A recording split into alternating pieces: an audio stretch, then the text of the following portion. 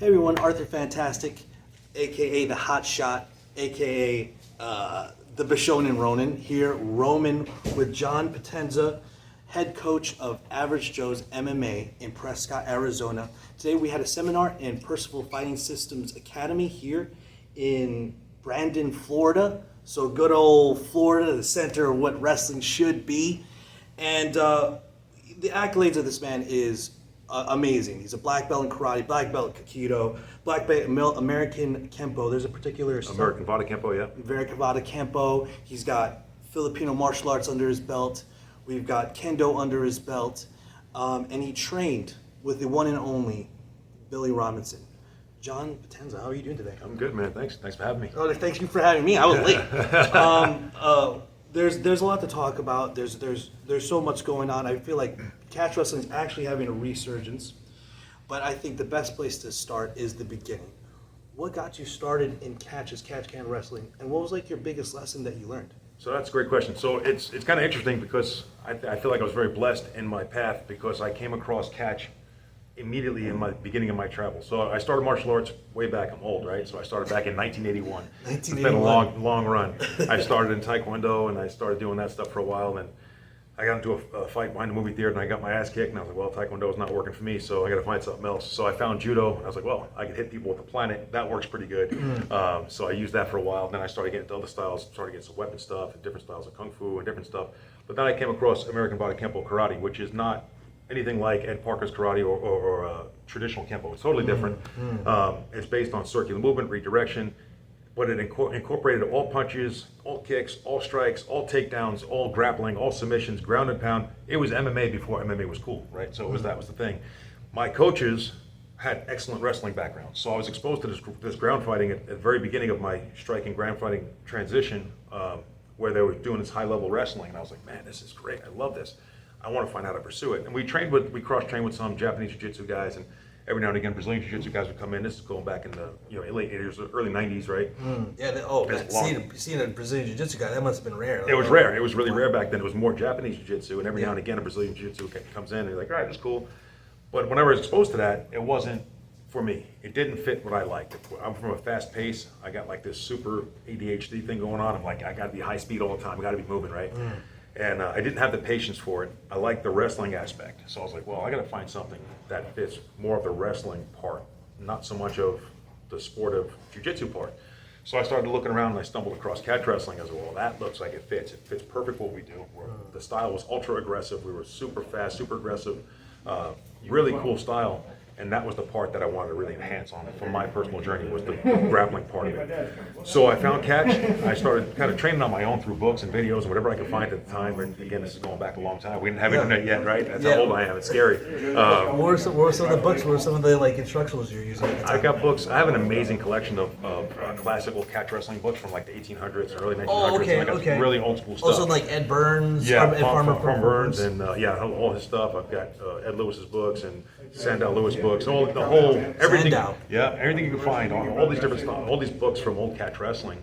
You say Sandow, and I always I could never do that outside Sandow trip that you see them do in World War II. You know what I'm talking about? Yeah. Is that possible? Is that it is possible? Yeah, it's all possible. You just gotta know how to do it. Yeah, I'm gonna have to ask you. We'll work on that. Yeah, please. So after all that, I wound up finding videos on Tony Caccini. I was like, well, that guy. He seems legit. Oh, is it Caccini? I thought it was Chechen. I guess pronunciation, but Tomato, tomato. Yeah. So I found his videos early on. I got to train with him a little bit. He came out and did a seminar, and we trained a little bit and all that, and it worked out pretty good. And then I wound up finding Billy Robinson. I was like, oh, that's the guy I want to train with. And he was out in California. He was living in Arkansas, but he was doing California and Utah and all that stuff, and places doing seminars with scientific wrestling. And I was like, well, I want to check that out. So I went and trained with Billy. And once I trained with Billy, I was like, man, this is awesome. Before Billy, let me cut that real quick. Before Billy, I trained with Eric. I've been training Eric Paulson since 2000. Wow. So Eric was my first real catch coach, right? So I got to make that very clear. True. I've been under Eric Paulson. He's been my mentor since the early 90s. I got my coach level 1 under Paulson. I think it was year 2000. First American Shuto champion. That's right. Respect the name. Josh Barnett was like, don't talk shit about Eric Paulson. Somebody had scoffed at his name. He was in the corner of the eventual champion. Yeah, that's it. Yeah. Eric is legit the best there is. He's the top of the food chain, no question. He's a walking encyclopedia of everything fight related. I don't know if he drinks caffeine, but it looks like he's always caffeine. Yeah. So he was amazing. So Eric was a major part of my catch wrestling journey too. So I want to make that very clear. Okay. But then when I found Billy, I was like, man, I really love Billy's style. And this thing, I want to learn pure catch from him and learn my CSW from Eric. So I get my CSW, which is a mix of catch and everything else, from Eric, and I got pure catch from Billy, which was amazing. And Billy's attention to detail is really what brought me in. Like the stuff he would do, he could barely move at some points. He would have his cane and all that stuff. He'd tell you, he'd come and move over, and you'd be doing a drill on the floor, and he'd point with his cane and, put your hand right here. Put your hand, and you put your hand like 2 inches over from where it started, and like it's got the technique's perfect. It's like, that's unbelievable. I was struggling with this a minute ago. Now he tells me 2 inches over, it works. So I really enjoyed his hard ass style. Oh, yeah. He was such a hard ass, but a heart of gold. He was an amazing person. Like, so on the mat, he'd chew you up and spit you out, and sometimes for no reason. Me and Joel Bain, we trained together for a long time, and we started Snake Pit together and all back in the day. And we would train with Billy. And I'll tell you one funny story. Me and Joel were training at a camp with Billy, and we were doing a single leg counter where you got to stuff the guy's arm and you sit back and you land in this leg key lock. So you got to throw him back and you got to sit back. And it's a pretty cool move. It's pretty simple. But Billy had this thing about not rocking back when you sit back, right? And me and Joel were doing it back and forth, and we were taking a break. I think I was standing up. I wasn't even drilling yet. And from across the room, Billy goes, "God damn it, John, no!" I was like, "What?" I was like, "What the hell?" And me and Joel start dying laughing. He goes, "No, you're doing it wrong." I said, "I'm not even doing it. I was just standing up, man. I'm just standing here." And so he comes lumbering over and starts screaming at me. And I was like, all right, I guess I'll do it. So we started drilling. He hammered into me to do it like 100 times in a row. And me and Joel laughed our ass off. It was just funny. That's the kind of thing he'd do. Like sometimes he'd think he did something, just scream at you. Like, all right, I guess I'll do it. But yeah, so Billy was amazing. He was amazing to train with though. But he'd show you these little details, little fine-tuned things that were just incredible. But then off the mat, we'd go out and we'd have some drinks and something to eat, so whatever, get a couple beers. And I heard you lived like a rock star. Absolute rock star. Even during the late years, seminars. Up to the end, lived like a rock star, man. We'd go out. I'll tell you another funny story. This is crazy. Yes. So we go out after training one night. He was at my gym in New Jersey, and I had a gym in Jersey for a long time. And I'm a Jersey boy too, by the way. There you go, right on. So we had the gym, and we trained all day, and we get done. We go out to Applebee's of all places. We go to Applebee's. We have some food and some drinks, and Billy loved to drink, man. So we're taking back a bunch of beers, a couple of staring. And we're getting stories after stories, and it's amazing stuff. It's just great stuff. I'm like a little kid sitting there, like listening to all these stories, like, Grandpa's telling a story, man, this is awesome. And he's going through all these different stories, but he's drinking. He's getting hammered, man. He's pretty buzzed. Wow. Time to leave. We're walking out, and he's kind of stumbling out. We're all kind of a little buzzed. And on the way out, there's a whole table full of football players, like a bunch of, I don't know, high school or college, whatever, a bunch of us a football team. They're all sitting there, and they're all having a good time. And Billy's walking past them, and he stops, and he puts his hand in the back of the one kid's chair, and he looks down the line, and he goes, "I'll kick all your asses." The kids are looking like, what the fuck? I was like, oh, coach, you're going to get us kicked out, man. We're going to get in some trouble here. It was so funny. Then he started laughing, and all the young guys started laughing. They thought it was the funniest thing ever. He's like, just dead stop out of nowhere, interrupt their whole deal. And then he kind of stepped on out and kept moving. But that was Billy, man. He's entertaining as could be, off the mat, on the mat, hard as could be. He was amazing to train with, a lot of fun, but super, super knowledgeable and just super technical. Just by the way, so far, best Billy Robinson imitation. I've talked to Jake Shannon, I talked to Josh Barnett. Little imitations, best imitation of that smoky. I've been drinking whiskey for years. I've been told I got it down pretty good. I'm gonna give you another story. This is another story. I got a lot of stories, but I tell you, this is classic. So again, me and Joel, we were in Utah. We were in Salt Lake. I think it was Salt Lake we were in at the time. Okay. Whatever it was. Anyway, we're training with Billy, right? So it's scientific wrestling. We're out there with Billy training. He's doing a seminar. After the seminar, we're going to go get something to eat, something to drink. Now, Joel had set his GPS with Darth Vader's voice on it, right? So it was pretty funny. You see where this is going. Right. So we get in the truck and we start going. We put in the restaurant. We're going to go to wherever we're going to go for drinks and food, whatever. And Joel starts the GPS up, and the GPS comes on. It's Darth Vader. Right? He goes, turn left at the next light. And Billy looks at him and goes, "What the fuck? Who put my voice on that thing?" We were dying laughing. We're like, what? Yeah, it's so. But he sounded like Darth Vader. Like, this is amazing. Yeah, it was incredible. So that was another classic Billy moment. And we had adopted the dark side, the Darth Vader thing with Snake Pit USA. That was part of our mantra, and it was great. It was so perfect that Billy sounded like him. It was like, what a great thing, So that was kind of cool. So. That was a lot of fun training with Billy. We always had a good time. Just follow up. What was your biggest lesson that you learned from Billy Robinson, for instance? The biggest thing Billy would ingrain in us was always learn how to learn, which I thought was like so important, so cool to hear that. Like, don't just do stuff. Like, learn how to learn. Don't just like listen to what I say and copy what I do. Learn it, understand it, digest it, be able to teach it back, be able to coach it back, break things down to the subtlest details, and enforce those details when you teach them. And that was one of the biggest things I got out of him. It really changed a lot of my teaching methodology because because of him, became more focused on the details. Because he wouldn't have no problem with spending an hour on a detail that one guy in the entire room messed up. So if there was 20 of us training and one of us did something wrong, he'd hammer that detail to make sure that guy got it and we all got it at the same time, which I thought was super cool because, sometimes you worry about people losing interest. Like, all right, we're taking too long on this detail. People get bored. Yeah. He didn't care. He's like, we're gonna do this. So you got it perfect. We're gonna start every lesson with footwork. We're gonna pivot. We're gonna shuffle. We're gonna do this. We're gonna do that. And everything's gonna be fundamentals first. Then we're gonna work details. Then we're gonna flow into whatever comes next. And I thought that was super cool. I really, really dug that. And I was like, you know what? That's a big influence on my teaching style. Absolutely. Billy Robinson is an absolute legend of catch wrestling. Carried catch wrestling really into the modern era. I mean, sure. Obviously there's Carl Gotch, but Billy Robinson is the name of all the catch wrestling coaches really right now. I mean, even the old timers before they passed, like guys like Luthez couldn't speak highly enough about Billy, and you talk to any of the pro wrestlers from the old days, they couldn't talk highly enough about him. He was held in such high regards. He was just so well-rounded, such an amazing submission artist, amazing wrestler, amazing control, amazing pressure. He had every aspect of the game down, and he could beat anybody at any time. And he was a bad dude, man. Man, I keep hearing such legendary things about the guy. And he did pro wrestling. Yeah. And he taught Sakuraba. Yeah. And he taught Josh Barnett. Yeah. You know what I mean? It's just like, and you just keep going on the list of names, and you're just going to be like, that's champion, legend, champion. Yep. So, everybody who's done a major thing in this sport in the catch wrestling world has come from Billy, or had some kind of influence from him. It's pretty amazing. 100%. And I think that's a good way to segue into my next question.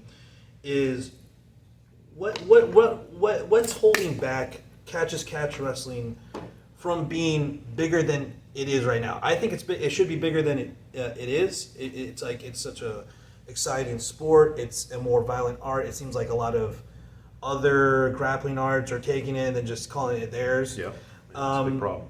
So, like, what needs to happen, and what's the biggest obstacle in the way? So the biggest obstacle is catch wrestling is hard.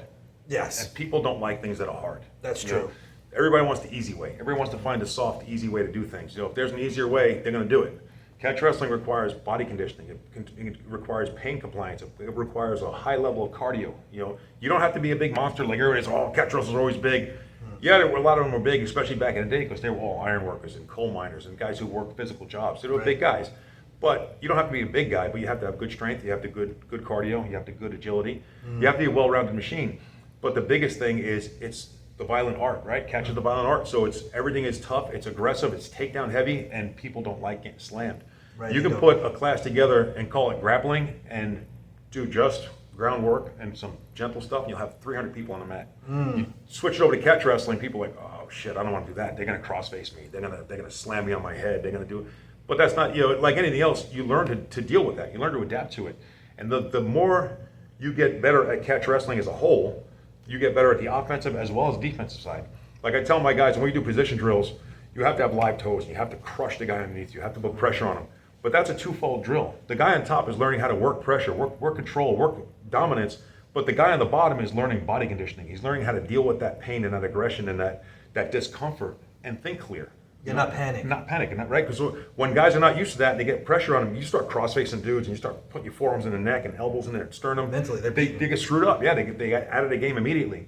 So catch wrestling, that's a big part of it, is dealing with that. But like I said, people don't like that because it's rough and it's aggressive and it hurts, and people can't win this. That's dirty. Yeah, I hear that everywhere I go. Oh, that's dirty. Not by my rules, it's not. It's perfectly legal by my rules, but you can choke me out, but I can't Yeah. slide a knee across your face. Yeah, Yeah, ridiculous. You know, it makes no sense. So if you can rip my arm off, I can take your face and crunch it. It's no big deal. I mean, that's, you know, everything that you're saying actually should bring us to the next question about rule sets is, you know, you were saying, oh, you know, it's going to be rough, they're going to do cross faces. It seems even sometimes that I hear people complaining that they're going to do takedowns. Yeah. So what is it that you think in terms of what's going on in the rule sets of grappling? Because I think you can make a rule set for the competition, everybody's going to train that way. Right. What's up with the making it like this? So yeah, it's another big problem, right? So like if you go to a lot of jiu-jitsu tournaments, like IBJJF or whatever, they have different rule sets for different tournaments. A lot of them don't allow leg locks, right? Don't allow neck cranks. That's a major part of catch wrestling. We've been doing leg locks, neck cranks from the beginning. Yeah, we did a couple today. Yeah, we did a bunch today, right? If you come to my gym, like in catch wrestling, there's no set time frame to learn leg locks or neck cranks or whatever else. If you come to my gym and you come in on leg lock day, guess what? Your first class, you learn leg locks. And everybody says, oh, well, it's dangerous. Someone's going to blow a knee out. Someone's going to get hurt, or this and that. It's no different than a shoulder lock or arm bar or whatever. It's all the same. If you teach them how to respect the lock, then they understand how to get into it. They understand how to get out of it. They understand when to tap and when the danger starts. If you do that, there's no problems. But the rule sets apply these rules to eliminate that, because most grappling schools don't allow leg locks until later on, right? So you have to get to whatever belt before you can do your leg locks. So the rule sets reflect that, and they say, all right, well, you can't do leg locks because we can't defend them. Well, that's kind of bullshit if you ask me. I mean, in my opinion, I like catch wrestling rules where all submissions are in, all pins are in, and that's it. You don't have to worry about nothing else. Play your game. All parts of the body are legal. There should be no restrictions on what's what, unless you're dealing with kids. You know, kids tournaments, maybe I could see some slight rule set changes, but for adults, there should be no rules. You know, there's no major rules. Obviously, none of the stupid stuff, but no biting and hair pulling and all that. Right. Yeah. No ball hitting. We're not doing that stuff. No family jewels. Yeah, we're gonna keep that out of it. But as far as submissions go, there's no reason why, if you can tear my leg off or my arm off, I can be able to take your leg. You know, if you can choke me, I can neck crank you. There's no reason why it shouldn't be. Sometimes the anaconda choke or the Bravo choke or the Darce or even rear naked chokes, they end up being face locks or neck cranks. Yeah. But you know, but the neck cranks are illegal. So if I tap out, but I was like, it was my neck. Yeah. It was my neck. I wasn't being choked. Yeah. He was cranking my neck. Do I get the win? Right. It's ridiculous. You hear it all the time. Guys are like, well, I was more of a crank. Well, it still tapped you. So, right. Exactly. You know, exactly. It shouldn't matter. If you tap, you lose. It's that simple. I agree. You know, so I don't particularly care for a lot of the rule sets in a lot of tournaments these days. There are some that have really good rule sets, and there's other ones who don't. So, any ones you want to shout out that you particularly like? I do like Naga is one of my, for the lower level guys and the newer guys getting into stuff. It's a good starting point because they allow most submissions. The rule sets have changed over the years back and forth, but these days it's pretty open for a lot of people who are doing most submissions, which is good. And they can limit a few things here or there, but it gives us a more of a variety of stuff to play with. Because when you're fighting, when you come from a catch wrestling background and you're competing, the last thing you want to do is think about, oh shit, can I do this? Can I not do that? And that's the worst feeling in the world. You start moving and you start thinking, I got his leg, but am I allowed to do this? And I'm going to get disqualified? It sucks. Like I had a guy get disqualified from a grappling tournament 2-3 months ago. One of my guys, he's second competition ever. He hit a Boston Crab on somebody. They were like, "You broke 4 leg lock rules at the same time. You can't be." And they threw him out. Boston I was like, Crab. dude, it was a sweet Boston Crab. Yeah, dude, it was so sweet. I was like, this is like highlight stuff. I was gonna say Yeah. that should go on a highlight. Yeah, reel. absolutely. Boston Crab's And amazing. they threw him out because of it. They disqualified him out of the whole competition. I was like, well, that's The ridiculous. entire competition. Yep. That's insane. He was done. You're supposed to get guaranteed 4 rolls in that tournament. It was the second roll, and they were like, nope, that's it, you're done. Why would that other person allow him to get a Boston Crab like that? I don't think he was planning on it. That's a good point. He was playing with an open guard a little too comfortably, and my boy just went snatching him up and stepped over. It was pretty awesome. On that point of open guard, we were discussing earlier, and I've been on a friggin' multi-video series tear on people just sitting guard. Like, there's pulling guard where you pull somebody with a body lock on top of you, and then you try to sweep them. But there are some people that are just sitting down, and they're just like, get in my guard. Yeah. Like that meme back in the Yeah, day. yeah. Remember? Just get in my guard, and he pulls out a mouth guard in the middle of the street. Scooting across the street. Yeah, get in my guard. And, I see it now, and people are actually doing it for real, not a joke. Yeah. And it kind of also goes in line with what we were discussing earlier, where there's a lot of, especially in sports competition that allows it, if you can stall, they will. If you're ahead and you can just eke out a victory, people will. I mean, it's not dumb, but at the same time, it's not in the spirit of trying to win. Right. What are your thoughts of people sitting guard and doing a lot of this stalling type of techniques in grappling today?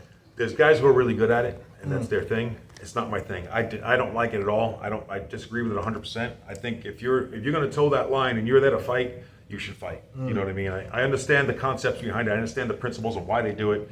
But in my opinion, you should fight for your takedown, then get to where you want to get, and then fight from there, right? It should. I don't feel like that's an advantage. And I also don't feel like it's an advantage. It's right for the referee to make the guy standing engage with the guy in the bottom, right? So if you sit down and I stay standing because I'm a wrestler and I want to take you down, and you sit down and because you know I'm a wrestler, and then you start scooting around the mat, and the referee tells me I have to engage, that's bullshit. He's gaming the system.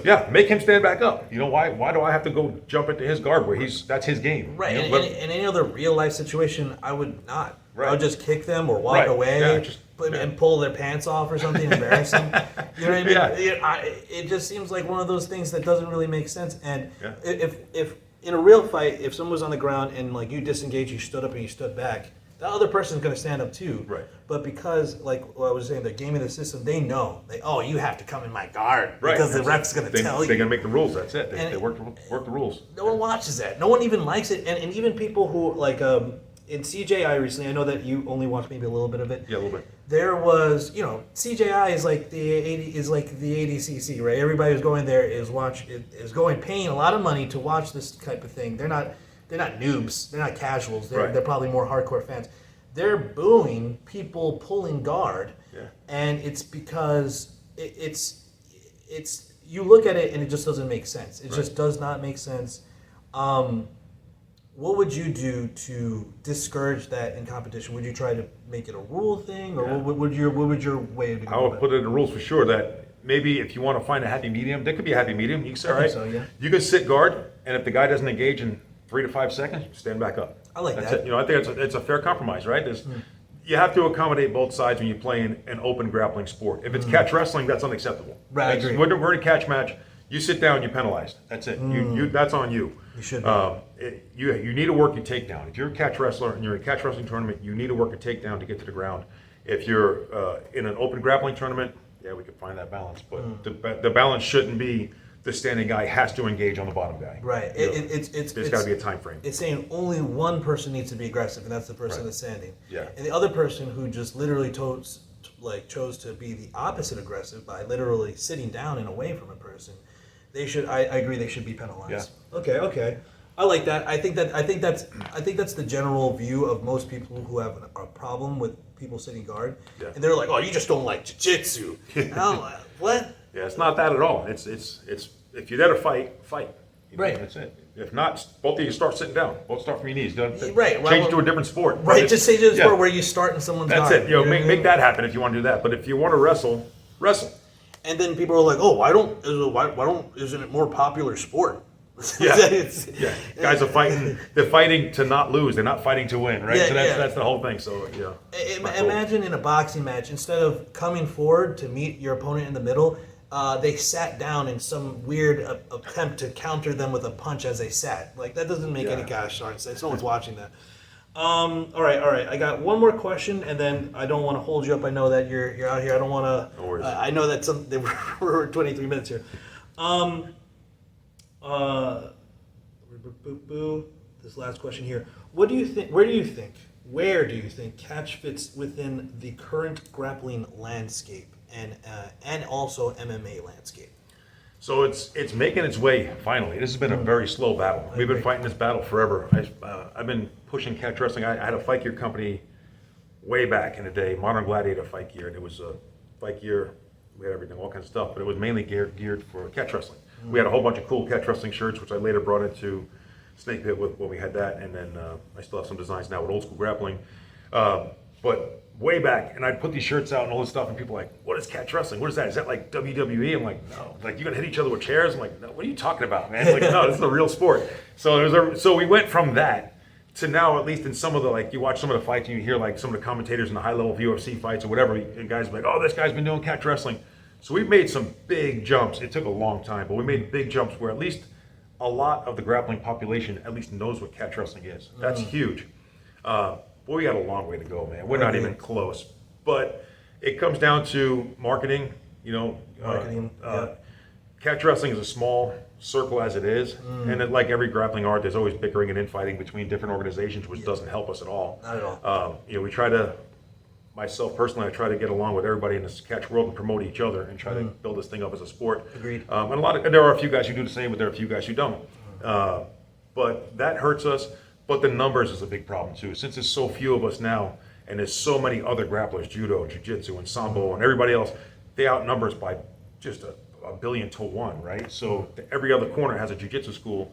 One in every state might have a jiu-jitsu school right now, or a catch wrestling school now, right? Right, So, catch wrestling school, so now it's we're starting to get there, but it's slow going. So that's why with Old School Grappling, we have an affiliate program. We try to get schools all over the world. We have a bunch all over the world now that are teaching catch wrestling. We have a curriculum and a ranking system and a structure to follow to try to help catch grow that way, where people can take this curriculum and build on it and build a catch school in their location. So hopefully it keeps continuing to grow, and there's a couple of organizations doing the same, and we're starting to get the word out, but we got a long way to go yet. And if you want to check out some catch wrestling, old school grappling style, in Tampa, the Brandon area, Percival Fighting Systems Academy. You also have a seminar coming up in November, the first weekend in Ocala. Where is that at? That's at Nogi Shoot Box in Ocala, Florida.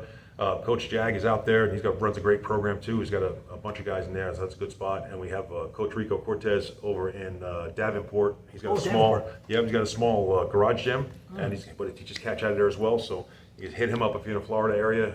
And then if you look at oldschoolgrappling.com, we've got affiliates all over the place. There's a bunch in the States. There's a few in the different countries. I was just in Germany last week. I was in Belgium a few weeks ago, and so we got affiliates all over the place. So check it out. We've got videos and stuff like that too to follow on social media. Old School Grappling, catch wrestling.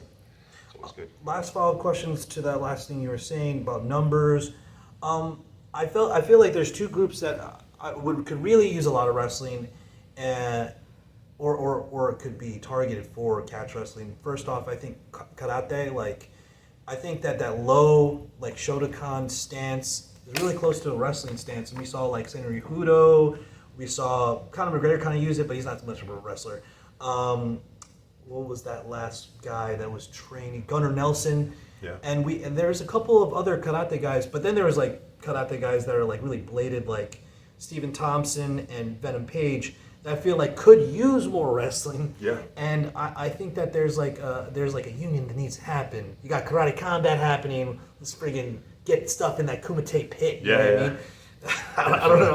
I don't think they're adding more and more styles. They got Muay Thai in there and everything. I'm like, they need to have a straight up blood sport tournament with all the different styles. I agree.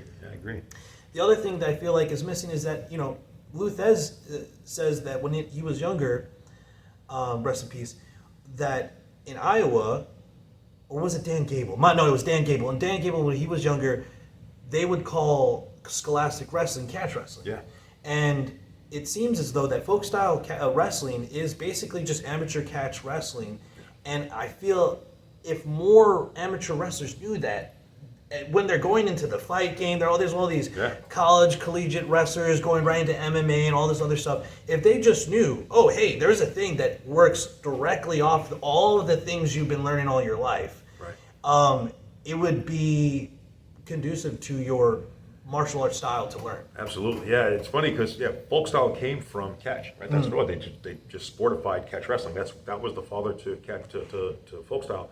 But so many guys don't know that, and they go, I want to do something else after I'm done wrestling, and they go to jiu-jitsu, and it's so foreign and counterproductive. Everything is opposite. Don't use your half, Nelson. Start on your knees and go to your back, and they're like, what? I can't do that. So it's kind of crazy that you would think it would be a natural funnel to go right to catch. But I think it comes back to numbers game. There's so many jiu-jitsu schools that wrestlers just see that and they go, oh, that's grappling. At least I can do that. But now I think more and more starting to see there's catch wrestling schools popping up, and you're starting to see more wrestlers kind of gravitate in that direction. But like even like DC said, it, I think one of the UFCs or backstage one of them, he was like something like catch wrestling. Why didn't nobody tell me about that? What they had me doing jiu-jitsu? Why did they put me in jiu-jitsu? I could have went right to catch, you know, but he didn't know. Like that's a top level guy, and he didn't even know what catch was. So you know, and he trains with like Couture too. Didn't you train with Couture? I think Couture's the one that turned him on. Turned him onto it for sure. Yeah. Oh man, I mean, so it's kind of crazy, but that's the problem is that there's so many jiu-jitsu schools that the saturation of the market is that, and people just see grappling as, all right, I'm going to go from wrestling to that, rather than, you know, if they can find a catch school, they will, but they don't usually find a catch school. I mean, speaking of Daniel Cormier and all the Dagestani dudes, they're doing Sambo. Sambo is in part started by catch wrestling. Yeah, it's catch wrestling and judo, right? Yep. So catch with a gi top. Yeah, catch with a gi top. They got the leg locks. They got all these things. They even got the 4 points. Don't they sometimes start in referee position? Yep. I mean, guys, if you guys didn't know this, start doing your homework. It's out there for you to know, and at least even if you're not, I want to be a catch wrestler, you can contain these things in your mindset and in your game to improve yourself, be more well-rounded, and not just sit to your butt. Closing thoughts here. Were there any like stories or things that you were trying to push, or some things that you were thinking about that you wanted to say to the audience? Not too much. I mean, you know, I always like traveling, training, and all that stuff. So I'm always, you know, keep an eye on our social media. I love being out and meeting new people. And talking about catch. Like I said, I've been fighting this fight for the longest, trying to get catch into the limelight. I've been doing this for decades. And so yeah, if you can check out social media, just check out Old School Grappling Catch Wrestling on YouTube and Facebook and Instagram and all that stuff. And hit me up with stuff, you know, questions. I love questions on catch. Don't ask me stupid questions like, you know, what about when the great Gamma wrestled? You know, like I don't want to hear all that. But if you have technical questions, you want to ask techniques and see, you know, talk about some cool shit. I'm all in on that. Yeah, I just love training people, and I'm always all over the place. If I'm not doing catch wrestling, I'm at my ranch doing farm work, so they call me the Catch Cowboy. That's my Catch thing. Cowboy. That's my thing. But it's kind of fun. It's cool. I love working on the ranch and all that stuff. It's built straight for catch wrestling, which is cool. But yeah, outside of that, just come train with me. Yeah, wherever. Or train with any catch wrestler for that matter. If you find any catch wrestling gym, any catch wrestling seminar, regardless of organization, get out there and train with it, man. Spread the art. Let's make this thing grow better. You know, we're finally getting some traction. Let's keep it growing. You know? I 100% agree. And I want to thank you, John, Mr. Potenza, for letting us into your mind for a little bit. For sure. Once again, in the description will be Old School Grappling, their Instagram, their YouTube, as well as Percival Fight Systems Academy. If you guys would like to ask questions to our next guest, let us know. Any suggestions? Once again, John Potenza is going to be here in November in Ocala, Florida for his next seminar, if you guys want to check it out. And you can always keep abreast with everything that he's doing on social media. And you know, no nerdy historian questions, but technical questions are welcome. Important detail. Thank you everyone for watching and watching all the way through. If you guys want to like, comment, subscribe, any questions below, we'll try to answer. And as I always say, stay up, stay vigilant, stay locked and loaded. Shalom, shalom, peace in y'all.